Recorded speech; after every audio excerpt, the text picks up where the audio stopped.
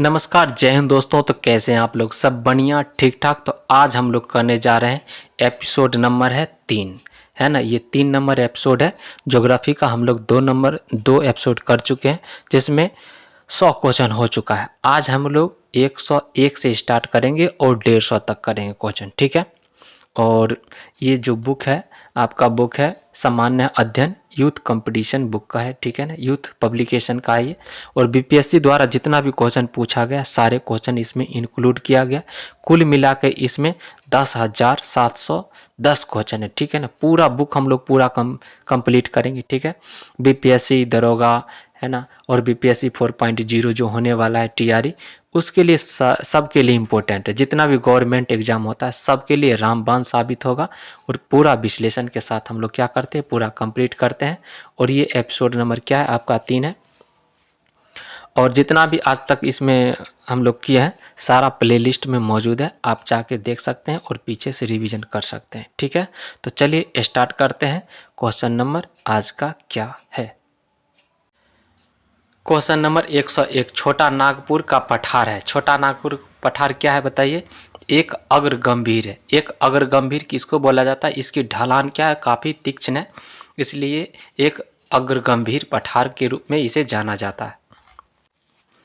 बिहार के मैदानी क्षेत्र के ठीक दक्षिण में 150 मीटर की समोच्च रेखा से छोटा नागपुर के पठार का आरंभ है। महानदी इसकी दक्षिण सीमा बनाती है तथा दक्षिण पूर्व दिशा में प्रवाहित होती है। राजमहल पहाड़ियां इसी पठार के उत्तरी सीमा बनाती है। इसका ढाल तीव्र एस्कार्पो के रूप में पाए जाने के कारण यह एक अग्र गंभीर पठार है। यह एक कैसा पठार है? यह एक अग्र गंभीर पठार है। 102 नंबर क्वेश्चन, शिवालिक शैल समूह के दक्षिण में भाबर क्षेत्र उदाहरण है। भाबर क्षेत्र किसका उदाहरण है? भाबर क्षेत्र उदाहरण है, गिरिपाद की स्थिति का उदाहरण है। शिवालिक शैल समूह के दक्षिण में भाबर क्षेत्र गिरिपाद की स्थिति के उदाहरण के रूप में विस्तृत है। शिवालिक हिमालय के सबसे बाहरी एवं नवीनतम श्रेणी है। इसे वाय हिमालय एवं उप हिमालय भी कहते हैं। भाबर 8 से 10 किलोमीटर चौड़ाई की पतली पट्टी है जो शिवालिक गिरिपाद के समांतर फैली हुई है। हिमालय से बाहर निकलती नदियां यहाँ पर भारी जल भार जैसे बड़े शैल एवं गोलाश्म जमा कर देती है। इसके दक्षिण में तराई क्षेत्र का विस्तार पाया जाता है। इसके दक्षिण में क्या पाई जाती है? तराई क्षेत्र का विस्तार पाई जाती है। 103 नंबर क्वेश्चन, भारत में निम्नलिखित में से पर्वतों का उत्तर से दक्षिण की ओर सही क्रम कौन सा है? तो उत्तर से दक्षिण में सही क्रम है हिमालय, विंध्यन, उसके बाद विंध्यन पर्वत, सतपुड़ा, उसके बाद क्या आ जाएगा आपका? नीलगिरी आ जाएगा। तो ऑप्शन क्या हो जाएगा? ए सही हो जाएगा। इसका विश्लेषण देख लेते हैं हम लोग। भारतीय महाद्वीप में सबसे उत्तरी सिरे पर हिमालय पर्वत श्रृंखला है। सबसे उत्तरी सिरे में क्या बोलेंगे तो क्या है आपका? हिमालय पर्वत श्रृंखला है। एवं हिमालय के दक्षिण में विंध्यन श्रृंखला है। हिमालय के जस्ट दक्षिण में कौन सा श्रृंखला है? आपका विंध्यन श्रृंखला है। एवं मध्य भारत में सतपुड़ा तथा दक्षिण भारत में नीलगिरी की पहाड़ियां स्थित है। अतः विकल्प ए क्या हो जाएगा? सही हो जाएगा। अगला 104 नंबर क्वेश्चन, अन्नामलाई इलायची की पहाड़ी और पालनी पहाड़ी मिलती है। कहाँ पर मिलती है ये तीनों पहाड़ी? अन्नामलाई, इलायची और की पहाड़ी और पालनी पहाड़ी कहाँ पर मिलती है? अनाईमुड़ी में मिलती है। अनाईमुड़ी में मिलती है, ठीक है ना। अनाईमुड़ी 3 पहाड़ियों का केंद्र बिंदु है। दक्षिण की ओर इलायची की पहाड़ियाँ, उत्तर की ओर अन्नामलाई की पहाड़ियाँ तथा उत्तर पूर्व की ओर पालनी की पहाड़ियाँ हैं। अन्नामलाई पर्वत का सर्वोच्च शिखर अनाईमुड़ी है ना। अनाईमुड़ी की जो ऊंचाई है कितना है? 2695 मीटर इसकी ऊंचाई है। 2695 मीटर इसकी ऊंचाई है। तो अन्नामलाई जो पर्वत है सबसे ऊंची चोटी यही है आपका अनाईमुड़ी, जो कि कितनी ऊंचाई? 2695 मीटर है। अगला है 105 नंबर क्वेश्चन, वृहद हिमालय अर्थात हिमाद्री के पूर्वी छोर पर है। वृहद हिमालय अर्थात हिमाद्री के पूर्वी छोर पर है। क्या है पूर्वी छोर पर? नामचा बर्वा। पूर्वी छोर पर नामचा बर्वा है। बृहद हिमालय अर्थात हिमाद्री के पूर्वी छोर पर नामचा बरवा पर्वत है। इसका पश्चिम छोर नंगा पर्वत के नाम से जाना जाता है। और पश्चिम छोर को किस नाम से जाना जाता है? नंगा पर्वत के नाम से जाना जाता है। और पूर्वी छोर को नामचा बरवा के नाम से जाना जाता है। 106 नंबर क्वेश्चन, हिमालय पर्वत जिन समांतर पेटियों में विभाजित है उनके नाम क्या है? चलिए नाम बताइए कौन कौन है? बृहद हिमालय और लघु हिमालय एवं शिवालिक। बृहद हिमालय, लघु हिमालय एवं शिवालिक। भारत के उत्तरी सीमा पर स्थित हिमालय पर्वत रचनात्मक रूप से नवीन वलित पर्वत समूह है। नवीन वलित पर्वत क्या है? समूह जिसका निर्माण यूरोपीय और भारतीय प्लेट के अभिसरण से टर्शियरी कल्प में हुआ था। हिमालय में उत्तर से दक्षिण क्रमशः बृहद हिमालय, सबसे उत्तर में बात करते हैं तो कौन सा हिमालय? बृहद हिमालय। मध्य बोले तो लघु हिमालय, मध्य या लघु हिमालय और शिवालिक हिमालय नाम की 3 समांतर पर्वत श्रेणियां पाई जाती है। यह तीनों श्रेणियां भ्रंशों के द्वारा आपस में एक दूसरे से क्या करती है? अलग करती है। भ्रंशों के द्वारा आपस में एक दूसरे को क्या करती है? अलग करती है। ठीक है। अगला 107 नंबर क्वेश्चन, हिमालय पर्वत की उत्पत्ति संबंधित है। यहाँ से संबंधित है बताइए। हिमालय पर्वत की उत्पत्ति संबंधित है नवीन वलयकृत पर्वत समूह से। नवीन वलयकृत पर्वत समूह से संबंधित है। अगला 108 नंबर, भारत में निम्नलिखित भौतिक विभाजन है। भारत में निम्नलिखित भौतिक विभाजन क्या है बताइए? पर्वत, पठार और मैदान। यहाँ पर क्या भौगोलिक क्षेत्र की बात करते हैं तो पर्वतीय क्षेत्र है आपका, पठारीय क्षेत्र भी है और मैदानी क्षेत्र भी है। भूगर्भिक संरचना की विशेषताओं के आधार पर भारत को 3 भूवैज्ञानिक खंडों में विभाजित किया गया है जो भौतिक लक्षणों पर आधारित है। उत्तर की विशाल पर्वतमाला, उत्तर की विशाल पर्वतमाला, उत्तर भारत का विशाल मैदान और प्रायद्वीपीय पठार है। ठीक है। और कौन सा भाग है? प्रायद्वीपीय पठार है। अगला है 3 नंबर चैप्टर। 3 नंबर चैप्टर में किसके बारे में हम लोग पढ़ेंगे? अपवाह तंत्र, प्रमुख घाटियाँ, उसके बाद प्रपात एवं झीलें, जलप्रपात एवं झीलें के बारे में पढ़ेंगे। 109 नंबर क्वेश्चन, लूनी नदी के विषय में सत्य कथन कौन है? लूनी नदी के विषय में सत्य कौन सा है? देख लीजिए। तो इसमें समापन साहनी दलदल में है इसका, ये तो बात सही है। सहायक नदियाँ की बात करते हैं सरस्वती, बूंदी और सुकड़ी और जवाई, ये भी सही है। अगला है कुल लंबाई कितना है? 530, ये गलत है। 530 किलोमीटर इसकी कुल लंबाई नहीं है। उद्गम स्थल की बात करते हैं गुरु शिखर, ये भी गलत है। इसका विश्लेषण देख लेते हैं। लूनी नदी का उद्गम अजमेर जिले के दक्षिण पश्चिम में अरावली पर्वत श्रेणी का नाग पर्वत से। अरावली पर्वत श्रेणी का नाग पर्वत है। इसकी कुल लंबाई 320 किलोमीटर है। कुल लंबाई की बात करते हैं तो कितना है? 320 किलोमीटर है ना। और सरस्वती, जवाई, सुखरी और लिलरी, मिठरी नदियां लूनी नदी की सहायक नदियां हैं। अपने उद्गम स्थल से 511 किलोमीटर दूरी तय करने के पश्चात ये कच्छ के रण में स्थित सानी दलदल में विलुप्त हो जाती है। यानी कच्छ में क्या हो जाती है? विलुप्त हो जाती है। कौन कौन दलदल में? साहनी दलदल में विलुप्त हो जाती है। तो ऑप्शन ए और बी सही है और सी डी क्या है? गलत है। आपको असत्य खोजना, इसमें ऑप्शन ई रहता तो सही हो जाता। चलिए अगला देखते हैं 110 नंबर क्वेश्चन, नदी तथा उसकी सहायक नदियों के निम्न जोड़ों में से कौन सा एक जोड़ा सही नहीं है? आपको गलत वाला खोजना है। तो गोदावरी मानस, ये क्या है आपका? गलत है। ब्रह्मपुत्र, तिस्ता ये सही है। यमुना, चंबल ये भी सही। कृष्णा, भीमा ये भी क्या है? सही है। चलिए हम लोग देख लेते हैं जो कि नदियां हैं उसके सहायक नदी कौन कौन है। नदी एवं उसकी सहायक नदियों का सही क्रम इस प्रकार से है। मानस नदी ब्रह्मपुत्रा नदी की सहायक नदी। मानस किसकी ना? ये जो मानस नदी है ब्रह्मपुत्रा नदी की सहायक नदी है, ना कि गोदावरी नदी की। उसका मानस नदी भूटान से होकर असम भारत में प्रवेश करती है और ब्रह्मपुत्र से दाहिनी ओर से आकर क्या करती है? ब्रह्मपुत्र में दाहिनी ओर से आकर क्या करती है? ये मिल जाती है। अगला है गोदावरी नदी की सहायक नदियां हैं प्रवरा है, पूर्णा है, मंजरा है, पेनगंगा है, वर्धा है, वैनगंगा है और प्राणहिता है। ठीक है, उसके बाद इंद्रावती, मनेर और सबरी है जो गोदावरी नदी की सहायक नदी है। उसके बाद तीस्ता ब्रह्मपुत्र नदी की सहायक नदी है। तीस्ता किस नदी की सहायक नदी है? ब्रह्मपुत्र की सहायक नदी है। चंबल यमुना की सहायक नदी है और भीमा कृष्णा की सहायक नदी है। भीमा किसकी सहायक नदी है? भीमा कृष्णा की सहायक नदी है। ठीक है, अगला 111 नंबर क्वेश्चन, कौन सी नदी भारत और नेपाल के बीच सीमा बनाती है? कौन सा नदी भारत और नेपाल के बीच सीमा बनाती है बताइए? तो काली नदी भारत और नेपाल के बीच सीमा बनाती है। ये बीपीएससी टीआरई 3.0 में पूछा गया। काली नदी अथवा महाकाली नदी भारत और नेपाल के बीच सीमा बनाती है। 1816 में नेपाल और British Bharat east India company के बीच हस्ताक्षरित सुगौली की संधि के तहत काली नदी को भारत के साथ नेपाल की पश्चिमी सीमा निर्धारित की गई। ठीक है, तो आपको पूछेगा भारत और नेपाल के बीच सीमा बनाती है, कौन सा नदी सीमा बनाती है? तो काली नदी सीमा बनाती है।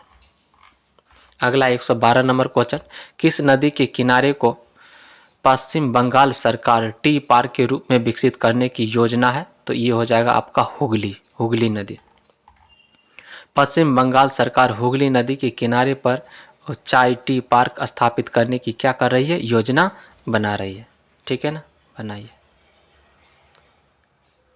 टी पार्क स्थापित करने की योजना है।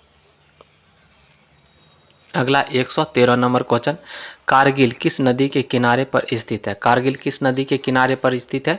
तो ये सुरू नदी के किनारे पर स्थित है। सुरू नदी के किनारे पर स्थित है। ये बीपीएससी टीआरई 3.0 में पूछा गया।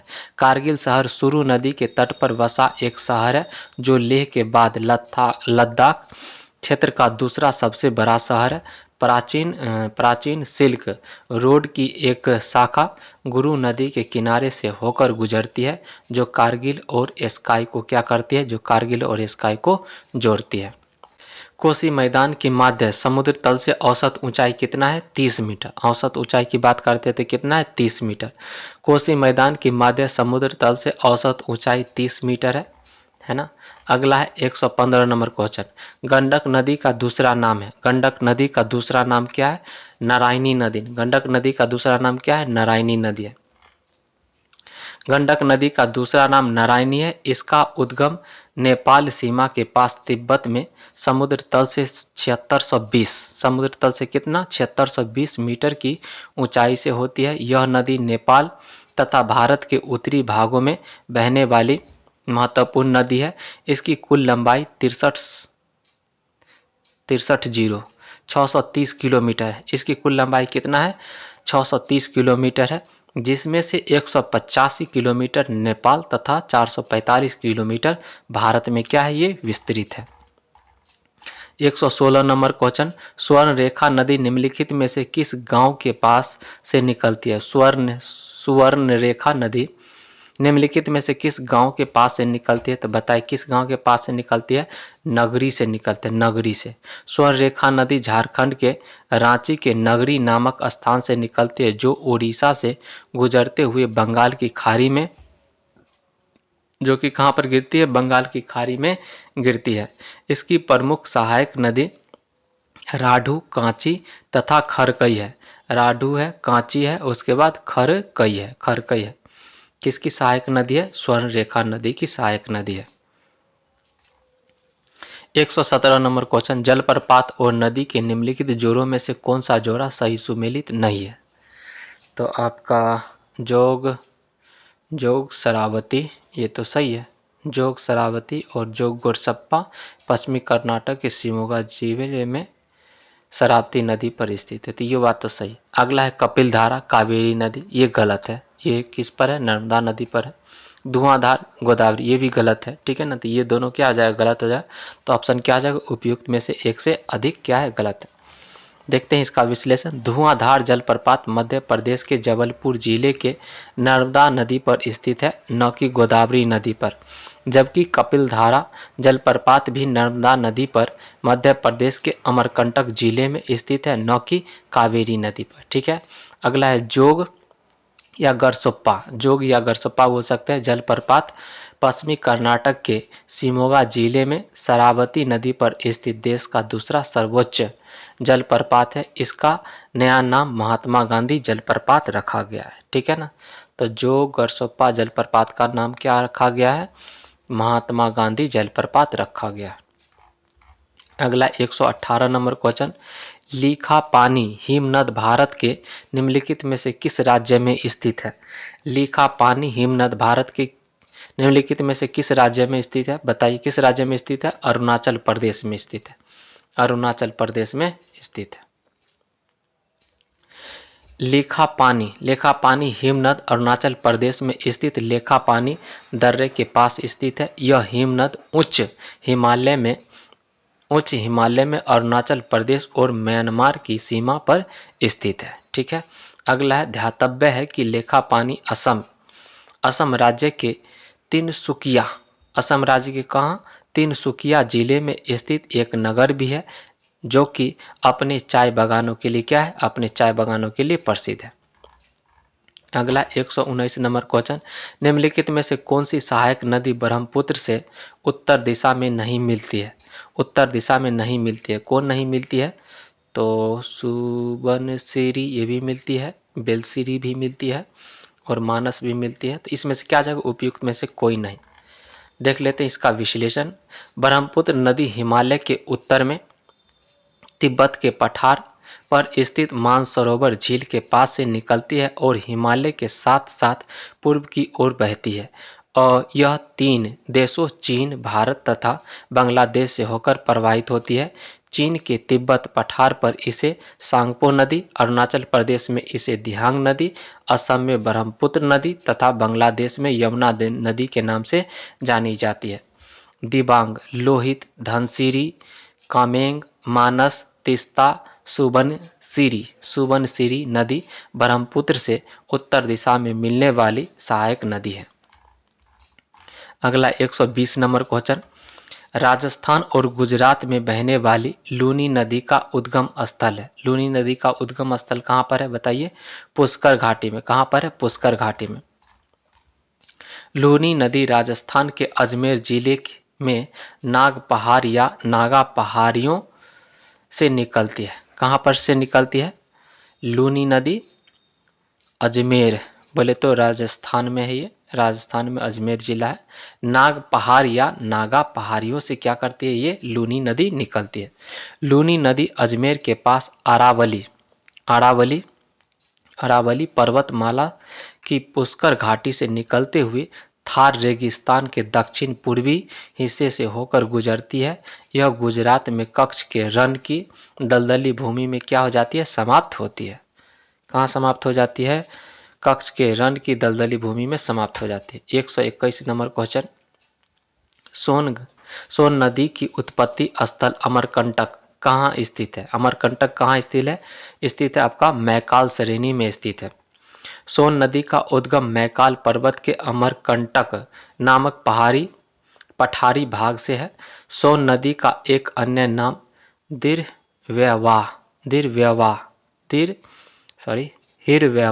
हिरव्यवा भी है। सोन नदी का एक अन्य नाम क्या है? हिरव्यवा भी है।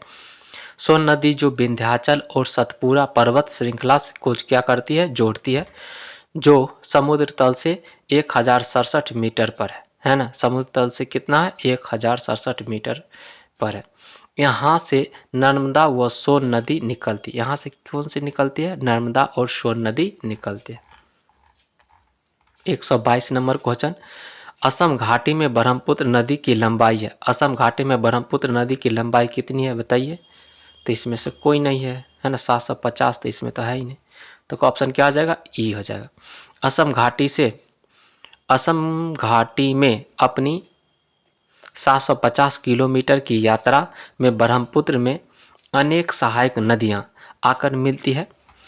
इसके बाएं तट की प्रमुख सहायक नदियां बूढ़ी दिहांग और धनसिरी है, जबकि दाएं तट पर मिलने वाली महत्वपूर्ण सहायक नदियों में सुबनसिरी, कौमेग, मानस व संकोश है। मानस वो क्या है? संकोश है। बांग्लादेश में यह जमुना कहलाती है। अंत में यह नदी पद्मा के साथ मिलकर बंगाल की खाड़ी में क्या करती है? गिरती है। अतः उपयुक्त में से कोई भी विकल्प सही नहीं है। कहीं भी विकल्प क्या है? सही नहीं है। 123 नंबर क्वेश्चन, बांग्लादेश में स्थित जमुना पद्मा मेघना दोआब की सागर तल से ऊंचाई कितनी है? सागर तल से ऊंचाई है आपका 20 से 50 मीटर। कितना मीटर है? 20 से 50 मीटर है। बांग्लादेश में स्थित जमुना पद्मा मेघना दोआब की सागर तल से ऊंचाई 20 से 50 मीटर है। डेल्टा क्षेत्र में इन नदियों की ढाल बहुत कम है। डेल्टा क्षेत्र में इन नदियों की ढाल क्या है? बहुत ही कम है, जिसके कारण आसपास के भागों में पानी भर जाता है। यहाँ के मैदान प्रतिवर्ष नदियों द्वारा लाई गई मिट्टी की परतों से बने हैं, जिसके परिणाम स्वरूप भूमि अत्यंत क्या हो जाती है? भूमि अत्यंत उर्वर होती है। अगला 124 नंबर, चंबल नदी के अपवाह तंत्र का प्रकार है। चंबल नदी के अपवाह तंत्र का प्रकार है, क्या है प्रकार बताइए? अध्यारोपित प्रवाह। ठीक है, अध्यारोपित प्रवाह। चंबल नदी के अपवाह तंत्र का प्रकार है अध्यारोपित प्रवाह। चंबल नदी अध्यारोपित प्रवाह तंत्र का प्रकार है। अध्यारोपित अपवाह तंत्र स्थल खंड के ढाल का अनुसरण नहीं करती है। ठीक है ना, चंबल नदी अध्यारोपित प्रवाह तंत्र का प्रकार है। अध्यारोपित अपवाह तंत्र स्थल खंड के ढाल का अनुसरण नहीं करती है। सोन नदी भी अध्यारोपित नदी का उदाहरण है। सोन नदी भी किसका उदाहरण है? अध्यारोपित नदी का क्या है? उदाहरण है। चंबल नदी मध्य प्रदेश के मालवा पठार में मऊ के निकट निकलती है और उत्तरमुखी होकर एक महाखड्ड से बहती हुई राजस्थान के कोटा में पहुंचती है, जहां इस पर गांधी सागर बांध बनाया गया। यह यमुना की सहायक नदी है। चंबल अपनी उत्खात भूमि वाली भू आकृति के लिए क्या है? प्रसिद्ध है, जिसे चंबल खड्ड कहा जाता है। इसे को क्या कहा जाता है? चंबल खड्ड कहा जाता है। ठीक है, अगला 125 नंबर क्वेश्चन, कृष्णा गोदावरी नदी विवाद किन राज्यों के बीच है? कृष्णा गोदावरी नदी विवाद किन राज्यों के बीच है? किन राज्यों के बीच है? देश नहीं होगा, राज्य के बीच है। किस राज्य के बीच में? कर्नाटक और आंध्र प्रदेश के बीच में। तो ये बीपीएससी टीआरई 3.0 में पूछा है, जो कि पेपर कैंसिल हो गया था। अगला है, कृष्णा गोदावरी नदी विवाद की शुरुआत महाराष्ट्र सरकार द्वारा कोयना नदी पर जल विद्युत परियोजना के लिए बांध बनाकर जल की दिशा परिवर्तन कर कर्नाटक और आंध्र प्रदेश सरकारों द्वारा आपत्ति जताए जाने से हुई। इससे इन राज्यों में पड़ने वाले नदी के निचले हिस्सों में जल प्रवाह कम हो जाएगा तथा कृषि और उद्योग पर विपरीत प्रभाव पड़ेगा। भारत के प्रमुख अंतर्राज्यीय नदी जल विवादों में कर्नाटक, केरल और तमिलनाडु के बीच का कावेरी जल विवाद है। ठीक है ना, तो कावेरी जल विवाद किसके किसके बीच में है बताइए? कर्नाटक, केरल और तमिलनाडु के बीच कावेरी जल विवाद है। उत्तर प्रदेश और बिहार के बीच किस नदी के लिए विवाद है? कर्मनासा नदी के लिए विवाद है। कर्मनासा जल विवाद आदि प्रमुख है। ठीक है, 126 नंबर क्वेश्चन, चलिए देखते हैं। निम्नलिखित में से कौन सी नदी दक्षिण गंगा के नाम से जानी जाती है? निम्नलिखित में से कौन सी नदी दक्षिण गंगा के नाम से जानी जाती है बताइए? गोदावरी नदी को दक्षिण गंगा के नाम से जाना जाता है। गोदावरी सबसे बड़ा प्रायद्वीपीय नदी तंत्र है। इसे दक्षिण गंगा के नाम से जाना जाता है। यह महाराष्ट्र के नासिक जिले से निकलती है और बंगाल की खाड़ी में जल विसर्जित करती है। यह नदी 1465 किलोमीटर लंबी है तथा इसका जलग्रहण क्षेत्र बोले तो इसको बेसिन बोलते हैं।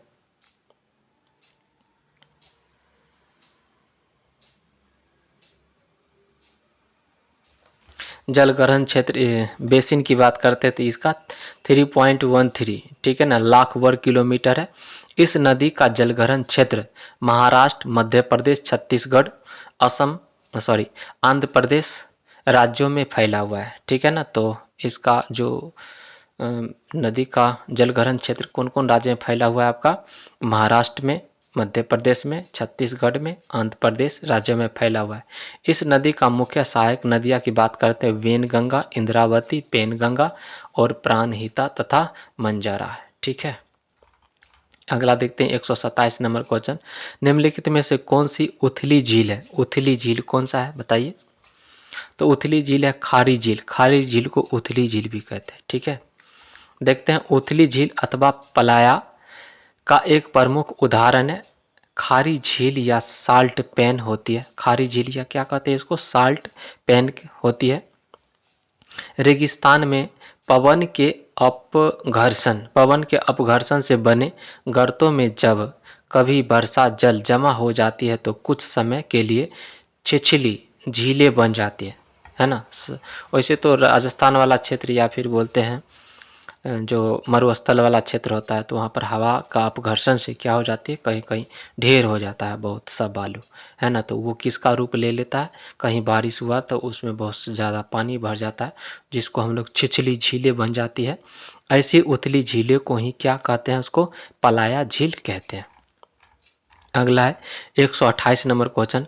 प्राचीन काल में गंगा के दक्षिण क्षेत्र को क्या कहा जाता था? प्राचीन काल में गंगा के दक्षिण क्षेत्र को क्या कहा जाता था? बताइए क्या कहा जाता था? इसका तो ऑप्शन ई है। प्राचीन काल में गंगा के दक्षिणी क्षेत्र को मगध के नाम से जाना जाता था। तो इस मगध तो ऑप्शन में है ही नहीं, तो ऑप्शन क्या आ जाएगा? ई हो जाएगा। प्राचीन काल में गंगा के दक्षिणी क्षेत्र को मगध के नाम से जाना जाता था। मगध प्राचीन भारत के 16 महाजनपदों में से एक था। आधुनिक पटना तथा गया जिला इसमें शामिल था। इनकी राजधानी गिरिव्रज, बाद में पाटलिपुत्र पहले था गिरिव्रज के नाम से जाना था, बाद में पाटलिपुत्र हो गई। मगध का सर्वप्रथम उल्लेख अथर्ववेद में मिलता है। मगध का सर्वप्रथम उल्लेख कहाँ पर मिलता है? आपका अथर्ववेद में मिलता है। अगला 129 नंबर। अटोक में अपनी पहाड़ी यात्रा के अंत में सिंधु नदी अफगानिस्तान के किस नदी से जुड़ती है? सिंधु नदी अफगानिस्तान के किस नदी से क्या करती है? जुड़ती है, अटक। अगला देखते हैं इसमें किससे जुड़ती है? तो काबुल नदी से जुड़ती है, काबुल नदी से। विश्व के सबसे बड़ी नदी द्रोणियों में से एक सिंधु नदी का उद्गम तिब्बत में कैलाश पर्वत श्रेणी में बोखर चू हिमानी के निकट से होता है। कहाँ से इसका उद्गम होता है बताइए?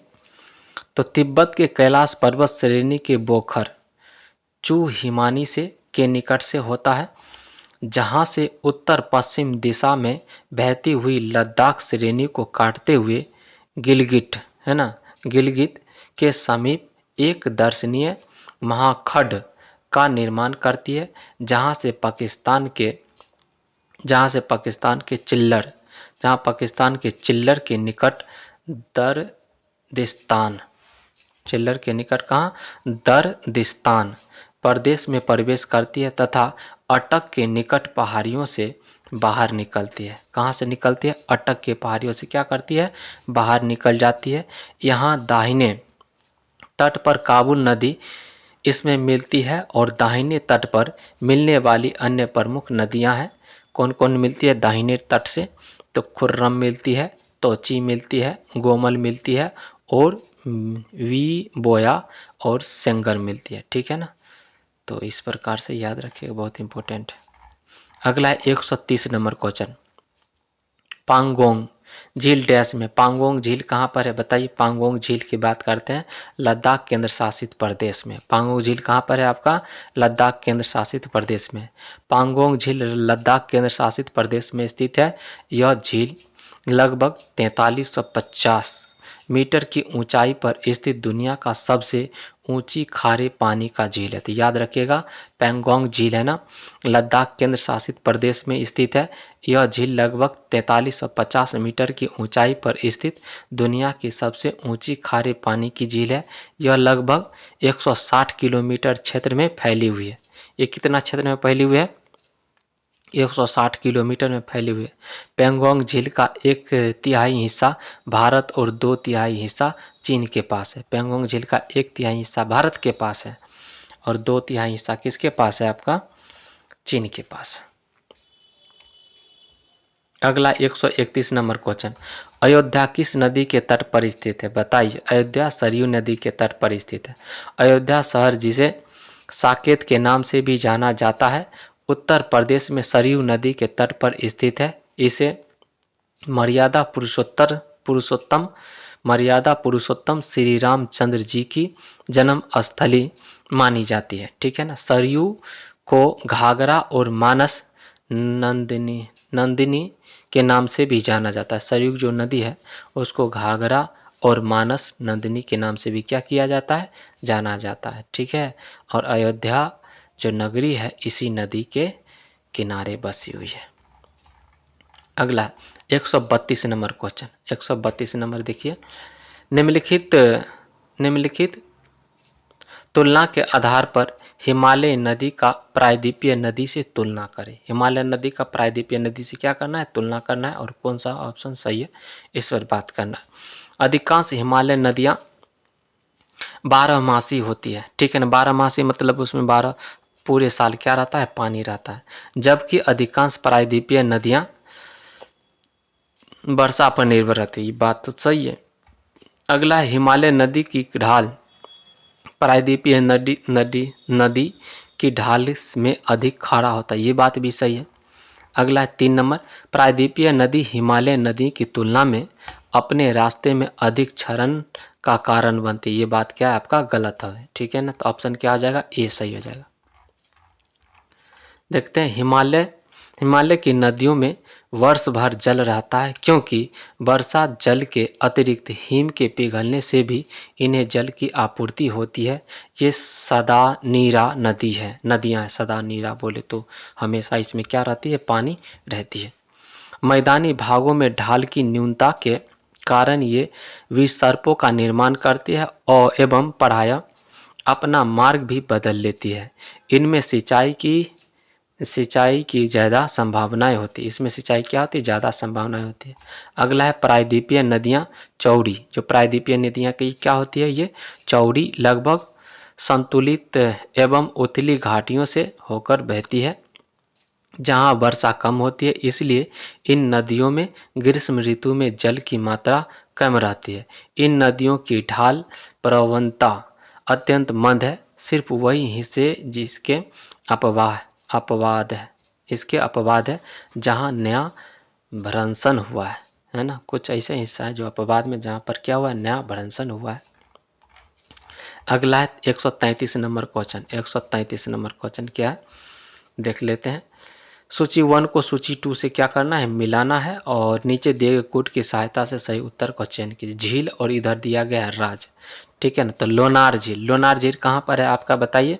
लोनार झील आपका महाराष्ट्र में है। और जयसमंद की बात करते हैं तो ये आपका राजस्थान में है। पेरियार की बात करते हैं तो आपका क्या हो जाएगा? केरल में हो जाएगा।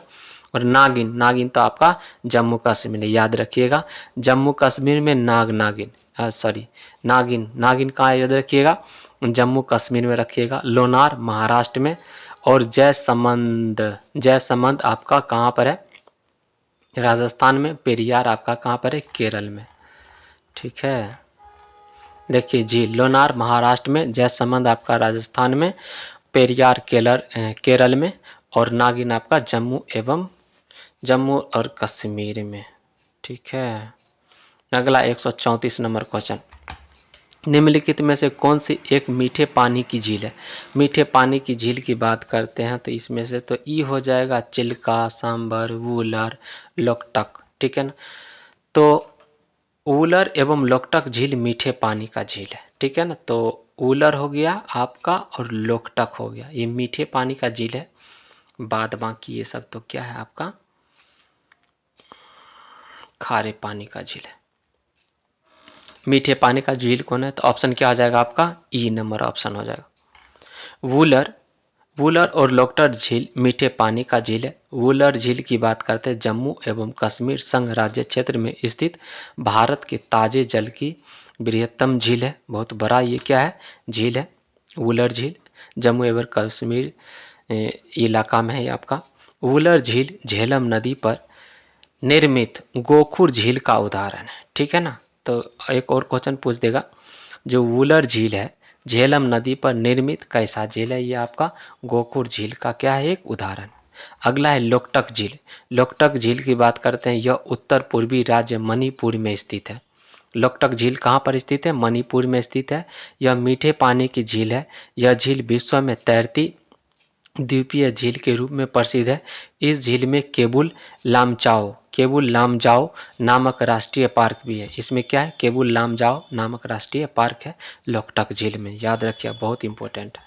अगला 135 नंबर क्वेश्चन, दामोदर, कोयल और सुवर्णरेखा। दामोदर, कोयल और सुवर्णरेखा नदियां निम्नलिखित में से किससे निकलती है? किससे निकलती है? तो ये छोटा नागपुर पठार से निकलती है। दामोदर, कोयल और स्वर्णरेखा नदियां छोटा नागपुर पठार से निकलती है। दामोदर नदी छोटा नागपुर पठार से निकलने वाली सबसे लंबी नदी है।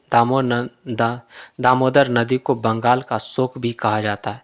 दामोदर नदी को क्या कहा जाता है? बंगाल का शोक भी कहा जाता है। बराकर, जमुनिया तथा बरकी इसकी प्रमुख सहायक नदियां हैं। ठीक है, दामोदर नदी को बंगाल का शोक नदी भी कहा जाता है और बराकर, जमुनिया तथा बरकी इसकी प्रमुख सहायक नदी है। अगला देखते हैं, स्वर्णरेखा नदी छोटा नागपुर से निकलती है। स्वर्णरेखा नदी कहाँ से निकलती है? छोटा नागपुर से निकलती है। पठारी चट्टानों वाली प्रदेश से प्रवाहित होने के कारण इसकी सहायक नदियां गहरी घाटियां तथा जलप्रपात का निर्माण करती है। स्वर्णरेखा मुख्यतः मौसमी नदी है।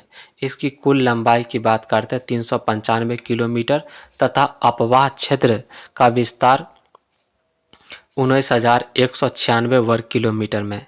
इसका अपवाह बेसिन झारखंड, उड़ीसा एवं पश्चिम बंगाल में पड़ता है। इसका अपवाह की बात करते हैं तो कहाँ पर पड़ता है? इसका अपवाह बेसिन झारखंड, उड़ीसा एवं पश्चिम बंगाल में पड़ता है। अगला है, कोयल नदी का भी उद्गम छोटा नागपुर पठार से हुआ है। कोयल नदी का उद्गम कहाँ से हुआ है? छोटा नागपुर पठार से हुआ है। कोयल नदी पलामू टाइगर रिजर्व से निकलती है, जो दो नदियों दक्षिण कोयल एवं उत्तरी कोयल में क्या हो जाती है? विभाजित हो जाती है। जो क्या करती है? दो नदियों दक्षिण कोयल एवं उत्तरी कोयल में क्या हो जाती है? विभाजित हो जाती है। अगला 136 नंबर क्वेश्चन, निम्नलिखित नदियों में से कौन पूर्व की ओर प्रवाहित नहीं होती है?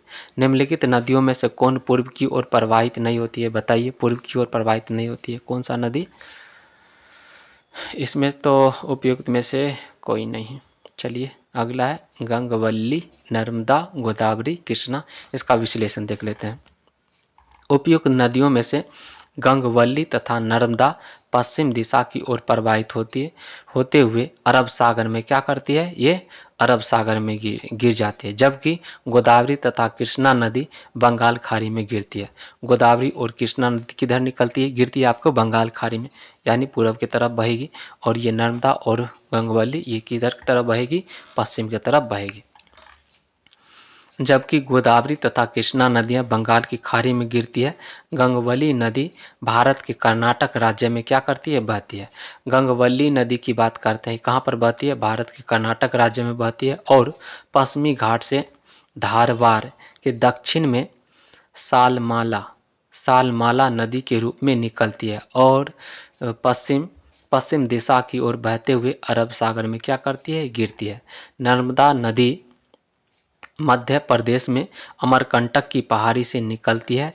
निकलने के पश्चात उत्तर में विंध्य पर्वत तथा दक्षिण में सतपुरा पर्वत के मध्य भ्रंश घाटी से होकर प्रवाहित होते हुए अरब सागर की खंभात की खाड़ी में क्या करती है? ये गिर जाती है। अगला देखते हैं 137 नंबर क्वेश्चन, निम्नलिखित नदियों को ध्यान में रखते हुए कावेरी नदी की सहायक नदियों की पहचान कीजिए। कावेरी नदी की सहायक नदी कौन है? बताइए कौन है? तो आपका अमरावती तो ये है, भवानी भी है, उसके बाद दूध गंगा नहीं है, उसके बाद क्या? हेमावती भी है। तो ऑप्शन क्या आ जाएगा आपका? बी सही हो जाएगा। देखते हैं, कावेरी नदी का उद्गम कर्नाटक राज्य के पश्चिमी घाट में स्थित ब्रह्मगिरी पहाड़ी के पास से होती है। ठीक है, कावेरी नदी का उद्गम कर्नाटक राज्य के पश्चिमी घाट में स्थित ब्रह्मगिरी पहाड़ी के पास से होती है। यह कर्नाटक तथा तमिलनाडु राज्यों में दक्षिण पूर्व दिशा में बहती हुई बंगाल खाड़ी में मुहाना बनाती है। कावेरी नदी के बाएं तट की सहायक नदियाँ, कावेरी नदी की बाएं तट की सहायक नदियाँ कौन कौन है? हेमावती है, सिमसा है, अक्रावती है। दाएं तट से जो मिलती है वो कौन है? काबिनी है, काबिनी, भवानी, लक्ष्मण तीर्थ, अमरावती, दूधगंगा, कृष्णा नदी की सहायक नदी है जो कि दाएं से मिलती है। इसे किधर से मिलती है? दाएं से। दाएं से मिलने वाली नदी कौन है? काबिनी, भवानी, लक्ष्मण तीर्थ, अमरावती, दूधगंगा, कृष्णा नदी की सहायक नदी है। ठीक है ना, ये दाएं से मिलती है। और बाएं से कौन मिलती है बताइए? बाएं तट से सहायक नदी कौन मिलती है? हेमावती, सिमसा और अक्रावती। हेमावती, सिमसा और अक्रावती। 138 नंबर क्वेश्चन, यमुना नदी की उद्गम किस राज्य से होता है? यमुना नदी का उद्गम किस राज्य से होता है? बताइए। उत्तराखंड से होता है। ये होता यमुना नदी की उद्गम किस राज्य से होती है? उत्तराखंड से। यमुना नदी का उद्गम उत्तराखंड राज्य के उत्तरकाशी जिले में बंदपूछ श्रेणी पर स्थित यमुनोत्री हिमनद से होती है। ठीक है ना, याद रखिएगा।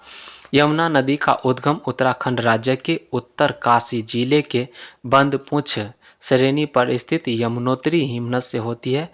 यह गंगा की सबसे लंबी सहायक नदी है। इसकी लंबाई लगभग 1376 किलोमीटर है।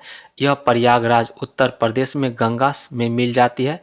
यमुना की प्रमुख सहायक नदियां चंबल, केन, बेतवा, सिंध, टोंस और हिंडन आदि है। ठीक है। अगला 139 नंबर क्वेश्चन, निम्न में से कौन सा नगर यमुना नदी के किनारे नहीं बसा है? निम्न में से कौन सा नगर यमुना नदी के किनारे नहीं बसा है? कौन सा नगर नहीं बसा है? आपका अयोध्या नहीं बसा है। ठीक है ना, बाद बाकी दिल्ली, आगरा, मथुरा ये सब बसा हुआ है यमुना नदी के किनारे। देखते हैं, यमुना गंगा की सबसे लंबी सहायक नदी है। इसके तट पर स्थित प्रमुख शहर कौन कौन है आपका देख लेते हैं। दिल्ली है, आगरा है, मथुरा है, इटावा है, उसका हमीरपुर आदि। ये सब किस नदी किनारे स्थित है? यमुना नदी किनारे स्थित है। अयोध्या सरयू नदी के तट पर बसा हुआ है, अतः स्पष्ट है कि विकल्प सी सही नहीं होगा। अगला 140 नंबर क्वेश्चन, भारत के कितने राज्य गंगा नदी के द्रोणी प्रदेश में है? गंगा नदी के द्रोणी प्रदेश में कितने राज्य है? आपका 11 राज्य है। भारत के 11 राज्य एवं केंद्र शासित प्रदेश गंगा नदी के द्रोणी प्रदेश के भाग हैं। यह राज्य केंद्र शासित प्रदेश उत्तर प्रदेश, केंद्र शासित प्रदेश में भी है, केंद्र शासित प्रदेश भी है, राज्य और केंद्र शासित प्रदेश दोनों है, जो कि किस में है? गंगा नदी के द्रोणी में है। तो कौन कौन राज्य है? राज्य की बात करते हैं तो उत्तर प्रदेश, उत्तराखंड, मध्य प्रदेश, छत्तीसगढ़, हिमाचल प्रदेश, हरियाणा, बिहार, झारखंड, राजस्थान, पश्चिम बंगाल तथा दिल्ली है। दिल्ली आपका केंद्र शासित प्रदेश हो गया और साथ में आपका 10 क्या हो गया? इधर राज्य हो गया, जो कि गंगा के द्रोणी में स्थित है। अगला है 141 नंबर क्वेश्चन, निम्नलिखित नदी द्रोणियों में से किसका क्षेत्र सबसे कम है? किसका क्षेत्र सबसे कम है? तो ब्राह्मणी नदी, कावेरी नदी, महानदी, उसके बाद तापी नदी। तो किसका क्षेत्र सबसे कम है बताइए? तो सबसे कम क्षेत्र है आपका ब्राह्मणी नदी का। ठीक है ना, उपयुक्त नदियों में से ब्राह्मणी नदी का बेसिन क्षेत्र सबसे कम है, जबकि महानदी का सबसे अधिक है। महानदी, महा से याद रखिएगा सबसे ज़्यादा, उसके बाद ब्राह्मणी नदी से याद रखिएगा सबसे कम। ठीक है, तो उपयुक्त नदियों में से ब्राह्मणी नदी का बेसिन क्षेत्र सबसे कम है, जबकि महानदी का बेसिन क्या है? सबसे अधिक है। कुछ महत्वपूर्ण नदियों के द्रोणियों का क्षेत्रफल निम्नलिखित है। देखिए, ब्राह्मणी नदी का कितना है? 39,033 वर्ग किलोमीटर है। तापी नदी का जो क्षेत्र है कितना है आपका? 65,145। तापी नदी कितना है? 65,145। ठीक है, और वर्ग किलोमीटर कावेरी नदी का 81,155 वर्ग किलोमीटर और महानदी का है आपका 1,41,000 589 वर्ग किलोमीटर। ठीक है, तो सबसे ज़्यादा किसका है? आपका महानदी का है। ठीक है, और सबसे कम किसका? आपका ब्राह्मणी नदी का, जो कि ऑप्शन में दिया गया था उसके हिसाब से। ठीक है, 142 नंबर क्वेश्चन देखिए। भारत में चंद्र और भागा नदियाँ किस क्षेत्र में बहती है? चंद्र और भागा नदी किस क्षेत्र में बहती है? तो लाहौल में बहती है। कहाँ पर बहती है? लाहौल में बहती है। भागा नदी का उद्गम लाहौल घाटी से होता है। भागा नदी का उद्गम लाहौल घाटी से होता है। इसी प्रकार चंद्र नदी हिमाचल प्रदेश के लाहौल स्पीति जिले से उद्गमित होती है। ये दोनों नदियां हिमाचल प्रदेश के केलांग, हिमाचल प्रदेश के कहाँ पे? केलांग के निकट ताड़ी के में आपस में क्या करते? ताड़ी में आपस में मिलती है। चंद्रभागा याद रखिएगा, लाहौल। अगला है 143 नंबर। खंभात क्षेत्र किस राज्य में स्थित है?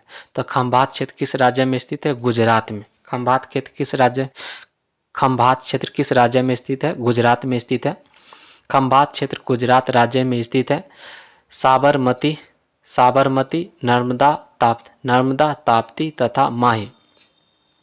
साबरमती, नर्मदा, ताप्ती तथा माही नदियां अपना मुहाना खंभात की खाड़ी में क्या करती है? खंभात की खाड़ी में बनाती है। उसके मरीन नेशनल पार्क गुजरात के कच्छ की खाड़ी में स्थित है। मरीन नेशनल पार्क की बात करते हैं तो कहाँ पर स्थित है? मरीन नेशनल पार्क गुजरात के कच्छ खाड़ी में क्या है? स्थित है। 144 नंबर क्वेश्चन।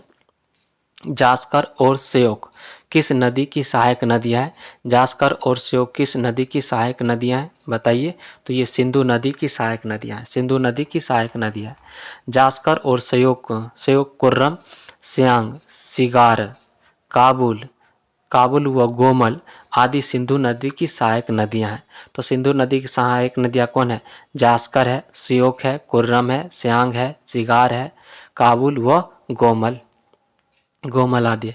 सिंधु की सहायक नदियां हैं। सिंधु नदी का उद्गम तिब्बत के मानसरोवर के निकट से होता है। सिंधु नदी के बाईं ओर से मिलने वाली नदियां में सतलज है, ब्यास, रावी, चेनाब, झेलम सबसे प्रमुख है। ठीक है ना, तो ये किधर से मिलती है? बाएं से मिलती है। कौन कौन मिलती है बाएं से सिंधु नदी में? तो सतलज, ब्यास, रावी, चेनाब और झेलम सबसे प्रमुख नदी है जो कि बाएं से मिलती है। उसके बाद ये 5 नदियां संयुक्त रूप से सिंधु नदी के मुख्य धारा में मिठानकोट पाकिस्तान में क्या करती है? ये पाकिस्तान में जाके मिल जाती है। सिंधु नदी अपना मुहाना अरब सागर में बनाती है। सिंधु नदी अपना मुहाना कहाँ बनाती है? अरब सागर में बनाती है। अगला 145 नंबर क्वेश्चन। गंगा सागर है क्या है? बताइए। गंगा सागर एक तीर्थ क्षेत्र है, तीर्थ स्थल है गंगा सागर हिंदुओं का एक तीर्थ स्थल है जो पश्चिम बंगाल के 24 परगना जिला में स्थित है। गंगा सागर कहाँ स्थित है? आपका पश्चिम बंगाल के 24 परगना जिला में स्थित है। यहाँ प्रतिवर्ष लगने वाला मकर संक्रांति का मेला विश्व प्रसिद्ध है। यह स्थान गंगा नदी का अपतटीय सागर भी है जो कि बंगाल की खाड़ी के महाद्वीपीय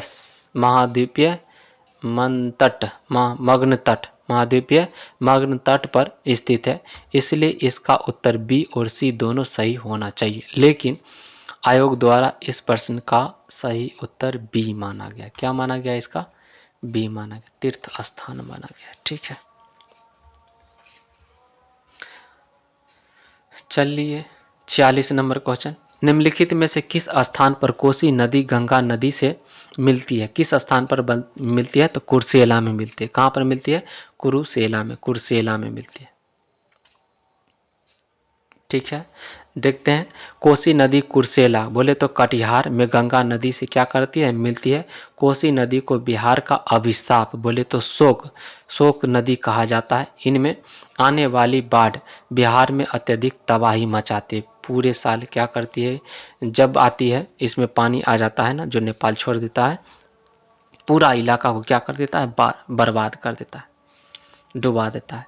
भारत की निम्नलिखित बड़ी नदी द्रोणियों में से क्षेत्र की दृष्टि से सबसे छोटी नदी द्रोणी कौन है?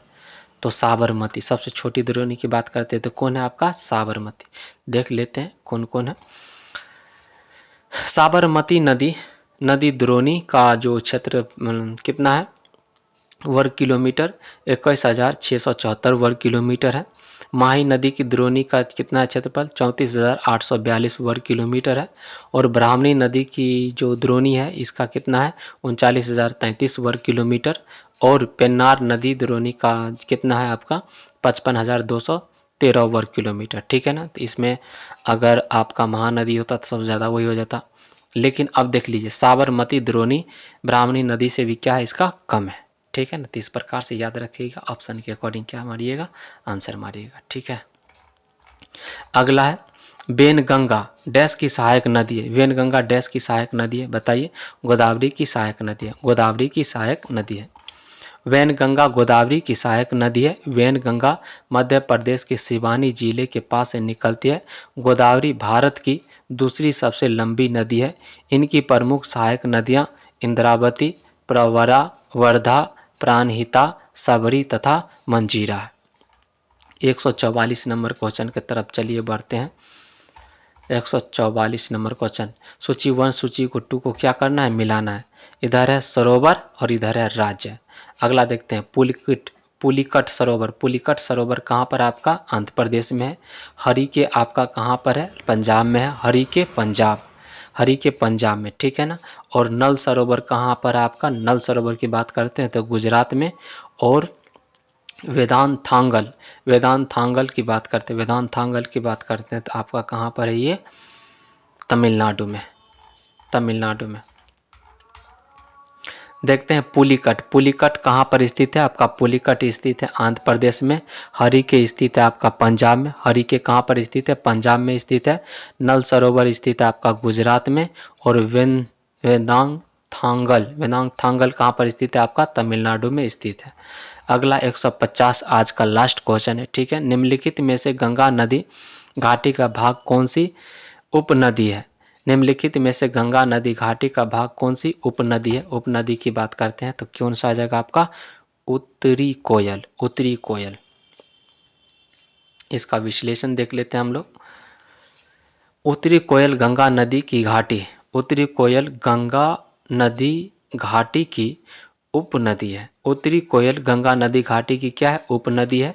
उल्लेखनीय है कि उत्तरी कोयल नदी सोन की सहायक नदी है। उत्तरी कोयल क्या है? सोन की सहायक नदी है, न कि गंगा नदी की। यद्यपि सोन नदी गंगा की सहायक नदी है। ठीक है ना। सोन नदी क्या है? गंगा की सहायक नदी है। अतः विकल्प भी क्या आ जाएगा? सही हो जाए। ठीक है।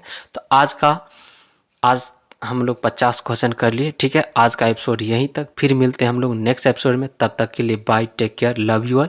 मस्त रहिए, स्वस्थ रहिए और रिवीजन करते रहिए।